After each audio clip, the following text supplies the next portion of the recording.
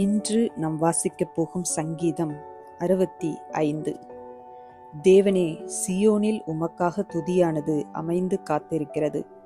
பொருத்தனை உமக்கு செலுத்தப்படும்.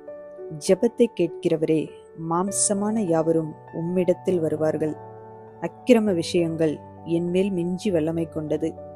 தேவரீரோ எங்கள் மீறுதல்களை நிவிர்த்தியாக்குகிறீர்.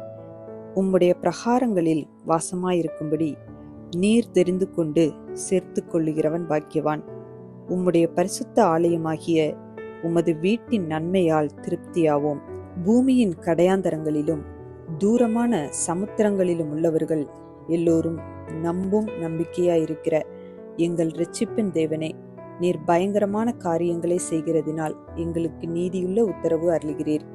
வல்லமையை இடைக்கட்டி கொண்டு உம்முடைய பலத்தினால் பர்வதங்களை உறுதிப்படுத்தி சமுத்திரங்களின் மும்முரத்தையும் அவைகளுடைய அலைகளின் இரைச்சலையும் ஜனங்களின் அமளியையும் அமர்த்துகிறீர்.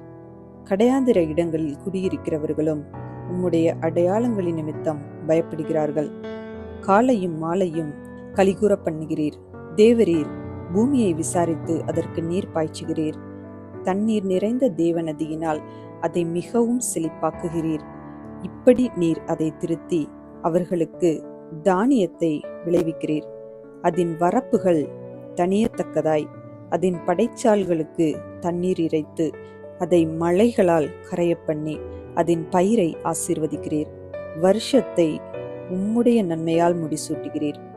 உமது பாதைகள் நெய்யாய் பொழிகிறது. வனாந்திர தாபரங்களிலும் பொழிகிறது. மேடுகள் சுற்றிலும் பூரிப்பாயிருக்கிறது.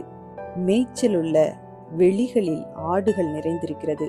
பள்ளத்தாக்குகள் தானியத்தால் மூடியிருக்கிறது. அவைகள் கெம்பீரித்து பாடுகிறது. இந்த வீடியோ உங்களுக்கு பிடித்திருந்தால் லைக் பண்ணுங்கள், உங்கள் ஃப்ரெண்ட்ஸுக்கு ஷேர் பண்ணுங்கள். இன்னும் நம்ம சேனலை சப்ஸ்கிரைப் பண்ணலைன்னா மறக்காமல் சப்ஸ்கிரைப் பண்ணுங்கள். சைடில் இருக்கிற பெல் ஐக்கானை ப்ரெஸ் பண்ணுங்கள். மீண்டும் சந்திப்போம். நன்றி.